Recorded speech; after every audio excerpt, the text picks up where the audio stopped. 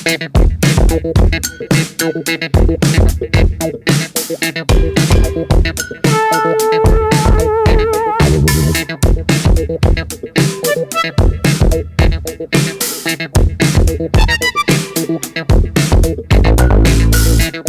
and welcome to another episode of Unshackled for Life.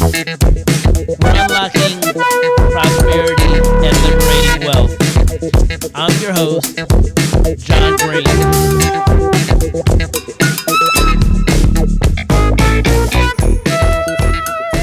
Hey, and in today's episode, we're going to be talking about 8 things that the wealthy avoid because they know the math. All right. So thank you again for joining us today. Today's topic, I'm talking about 8 things that wealthy people avoid. All right. I'm basing this on an article I found called 8 Everyday Luxuries Wealthy People Quietly Avoid Because They Know the Math, written by Isabella Chase. So before I begin and go into those 8 things, I kind of want to talk about, something that just have to lay a foundation here. So the foundation I want to lay is the difference between being wealthy and being rich. And then, just so you kind of understand where the wealthy mindset comes from compared to what a rich mindset might be. So just to kind of know the difference, when I use the word rich, I am talking about, in both cases, I'm talking about people with money. Usually when I say rich, I'm referring to someone who has money and they usually have a high income, or they have a certain high level lifestyle. All right. When I use the word wealthy, I'm talking about individuals who have a different mindset than the rich. So someone who's wealthy, they're probably going to be more focused on saving, having a more sustainable lifestyle or sustainable mindset when it comes to money. And they're focused on the long term financial security side of things. Whereas rich people, you might find somebody who's rich and they have that YOLO mindset where, you only live once. So, if you have it, enjoy it, things like that. So that's kind of the main difference. All right. So wealthy people, they're going to use money more as a tool to, to have, to kind of invest and build what they have so they can have more security and more wealth. Whereas someone who's rich, they might be okay with blowing it because they maybe they had the mindset of, hey, whatever I spend today, I can just go ahead and make that tomorrow or next week or something. So it's just, it's a mindset. So today I'm focused on things that wealthy people avoid. Okay. All right. So let's get into these things. So the first thing that's mentioned is the daily coffee trip. So again, we're talking about having sustainability. So if you're spending $5 a day on a cup of coffee throughout a year, that can quickly add up to about $1,500, right? So, when you think about what wealthy people are doing, they might avoid that coffee stop or coffee shop, and instead make their own before they leave the house. They're going to save a lot more money doing it that way. Just something to think about. All right. And another thing, let me kind of pause again. Another thing when it comes to this list, do I do all 8 of these things that I'm talking about? Do I avoid all 8 of them? No, I don't. And I'll let you know which ones I avoid, which ones I don't. All right. Um, so, I don't think, this is not a one size fits all thing. I think we all might have some level of of want. It's like we all want things, right? So there's some things on this list I want, and if I want it, I might be okay with spending my money to get it. And I think that's all right. I think that's still a habit of wealthy people. I think wealthy people have that right to enjoy life. So I don't want you to think that all wealthy people are sitting there living their life counting each bean and counting each penny and all of that. That's not what this is. All right. So number 1 was coffee. Number 2 high-end brand clothing. I agree with this one 100%. I've never understood why I would need to wear someone else's name on my body. I know they just recently had the Met Gala. I've never understood that. Um, I don't understand being overly extravagant at any point in time. I mean, hey, people are gonna do what people are gonna do. I'm not walking up some stairs with the piano strapped to my back. That's cool, man. People do what they do. That's not something I've ever cared to do. I'm not gonna wear somebody's fancy suit just because, actually, for any reason. It's just it's not what I'm into. I avoid that one 100%. All right, but for the people who do, hey, that's great. Let's see. In the article for that one for that it says by being more mindful about our fashion choices and opting for cost effective alternatives, we're able to save a substantial amount without compromising on style or comfort. And I think that's true. That's kind of what I aim for. I'm going for comfort and style, and I can still look good in what I wear. All right. Now you leave it up to me. I'm wearing shorts and a t-shirt every day.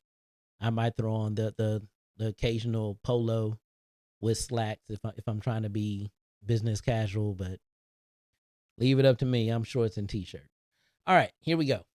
Number 3 on the list: new car smell. Buying those new cars versus used cars. I bought my first new car when I was like 22 years old. It was a 1997 Pontiac Grand Am, and man, I enjoyed that car. That was a car I really wanted. I knew exactly which model I wanted. I knew it. I knew which trim I wanted, which engine size I wanted, and I went to the dealership and I went ahead and financed the hell out of that car. In hindsight, man, the amount of money I spent on top of the vehicle, whether it was on interest fees or all of the different fees that they added in at the end. And I wish I still had that receipt somewhere, but all the you had all these different fees from the manufacturer and shipping fees and things. That stuff gets real expensive, and when you're the first one to buy a car, when you're the one buying it brand new, you're the one spending that money for all those fees. And let alone if you buy a foreign car, now you're paying for the shipping and the landing and all of that, all the import taxes and all those things. I'm cool on that. All right? I'm cool on that. You can, if you just wait 2 years and buy that car 2 years later, someone else has spent all that money for you. And and you're just kind of sitting back, probably paying what the car is actually really worth. We all know that cars lose and depreciate in value, the moment you drive them off the lot. So if you wait a year or two and buy it used, you're still getting a great car, a great vehicle, hopefully, and you have avoided a whole bunch of the fees. So just something to think about. Let's see what else we have. Number 4 on the list: premium cable package. All right.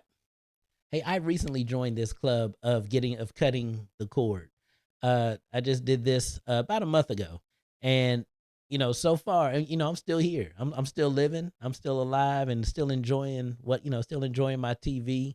Um, it's different not having certain channels, but I've been okay. I've been all right. I'm surviving just fine. I've been getting more into my Netflix and Amazon stuff and seeing what it has. Saving a lot of money. I think I'm saving about $100 a month now that I cut the cable part out of my package. Still have the internet and the home security and things, but I've saved quite a bit of money now that I've cut it out.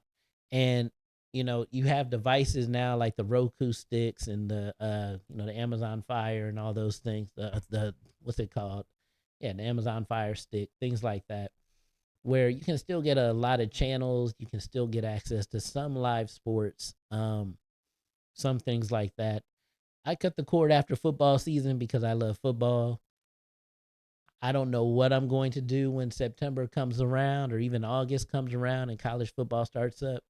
But we'll see. And I'll kind of keep you informed on that one because I may make some changes then, but right now I'm not a basketball fan as much and really could care less about baseball.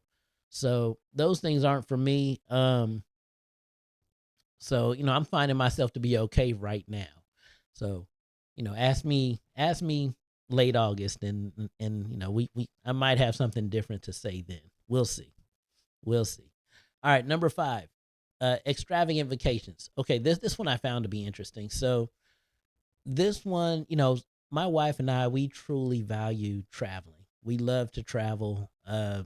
We especially love tropical areas, tropical beaches, Caribbean beaches. Um, but when we travel, I won't say we're extravagant. So I'm going to kind of read what Isabella Chase said here. She said that traveling is an enriching experience that broadens our horizons, but extravagant vacations with their 5-star hotels and first class flights can quickly burn a hole in your pocket. So yes, I do agree with that. When I travel, I mean, we're not flying first class. We're not staying in 5-star hotels. So again, something the rich people do. Rich people will do that for lifestyle choice. Wealthy people, kind of as she says here, wealthy people are going to focus more on their experiences. So that's something I agree with. To me, it's not about how you get there. It's not about where you stay. It's about the experiences you have. So, immersing yourself in different cultures and learning what other people are doing in other parts of the world, things like that. So, just kind of finish off her thought here. She says, instead of splurging on overpriced accommodations and airfare, the wealthy prefer to invest in local experiences, cultural immersion, and meaningful adventures. They understand that the true luxury of travel lies in its ability to transform us, not not in the price tag attached to it. So, I agree with that 100%. Tell me what you think. Have you guys ever? I mean, I've never really, like I said, I've never really flown first class. I think I've done a local domestic trip, first class, but I've never really just, done a first class trip. I think in my mind, if I were to travel somewhere overseas, like to Asia or, you know, somewhere far away where it's gonna be like a 10-hour plus flight, I would consider a first class flight, but again, I would have to see what the price tag is. If it's thousands of dollars more, I'm probably not gonna do it. But it would depend. It would definitely depend on when and where I was going to. All right, number six. Number six on the list: eating out regularly. All right, remember earlier how I said I agree with all the things on this list, but I don't necessarily practice them. Eating out is the one where I am guilty. I do it. I do it often, and that's okay for me. That's all right. I mean, to me, I see value in saving my time and saving my effort in trying to cook and prepare a meal. Uh, Although I do understand the wealthy mindset of why it's more beneficial. It's kind of like the coffee thing. You know, if you if you were to go grocery shopping and buy the groceries and make it at home, I understand. You're saving a lot of money. But number two, you're also probably eating healthier because you have more control over the ingredients. That's what's said in this article. I agree with that. No issues with what is said. I just don't practice it. So, that's an area where I could grow, I guess, where I can do a little better or not. I don't know. That's one of my guilty pleasures, eating out. All right. Number 7, expensive gym memberships. I thought this one was pretty good. I haven't had a gym membership in a long time. Um, and even when I did have one, it was pretty expensive, and I definitely don't feel like I did not feel like I was getting my money's worth out of it. So, that's something that's mentioned in the article, but also, they kind of explain that wealthy people are going to either, they might have their own home gym within their own, they just have their own gym built in their house, their own equipment. But it said that wealthy people will usually find, they'll find more benefit in taking walks at the local park or riding their bikes through the neighborhood, things like that. So I agree with that. I think that when you are wealthy, you probably do have your own house, and or you live in a situation where you have access to things like nice parks and nice areas, where you have access to those good parks and to good areas to ride bikes, things like that. So I can see that. That makes sense to me. And then the last one on the list, you guys, we'll wrap it up with constant gadget upgrades. So constant gadget upgrades, of course, I think of things like cell phones. I think of things like, big screen TVs, things of that nature. Um, do you always have to have the newest tech toy? Um, I've I used to be that way. I used to find value in that, and find pleasure in those things. Um, and then I met my wife, and when I met her, it's like we actually, when we early in our relationship, when we knew we were getting married, we went ahead and we got like the newest Samsung phones that were out at the time. I forgot what number that was, but we got those, and we held on to those for years. And as a matter of fact, we held on to them so long that I think at the time they were on what's it called, on G3 or whatever, and now we're on G5 or 5G. That's what it is. I'm sorry, I said G3. They were on 3G. Now it's 5G. So at the time, we were on 3G, and our phone carrier told us, "Hey, we're going to 5G, or maybe it was even 4G. I don't remember which one it was, but they said, hey, your phone is obsolete. So we're going to give you these two new free 5G phones." And that's what they did. So they gave us two free 5G phones. And I kept those, and they, it definitely wasn't the high, flagship of the Galaxy series.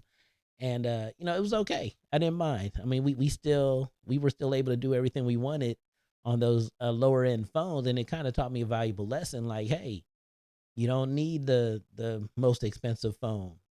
I was doing just fine. I had the newest apps. I had some nice cameras. There were nice camera lenses on that phone, and it was good. My pictures were coming out pretty good from all the trips and things. So I learned a lesson then. Hey, I don't need to have the shiniest, newest phone in order to have good quality things. So I agree with that one now. I don't need to have that stuff. I know some people, they just have to have it. They have to have that access to whatever the newest thing is. So, something to think about. All right. So to recap, we were talking about eight. Again, the title of the article is called Eight Everyday Luxuries Wealthy People Quietly Avoid Because They Know the Math. An article written by Isabella Chase. So those eight things again are daily coffee trips, high-end brand clothing. We have the new car smell, premium cable packages, extravagant vacations, eating out regularly, can't speak, expensive gym memberships, and then last but not least was constant gadget upgrades. So what I got from that article was just that, when it comes to being wealthy, you're thinking about how to sustain. You want to have your money longer. You want to be able to have more money to invest so that you can have more money in the future. And by avoiding all eight of these things, I feel like, it does afford you thousands of dollars more a year, if you can avoid all eight of these things, and you'll find yourself in a better financial position. So as we wrap up, I'm curious to know what you think. Were there any of these, kind of like how eating out for me is the one that I haven't given up? And is there anything on this list that you had that you just find yourself not able to give up? Or maybe there's multiple things. I'd love to hear what you guys think. So feel free to reach out. You guys either comment in the comments below, or feel free to reach out. You can always find me on social media, Instagram, Facebook. You can find me under Unshackled for Life. If you look up, if you want to go to our website, it's www.unshackledforlife.com. Feel free to get in touch. We'd love to hear from you. Until next time, everybody, take it easy. Take care.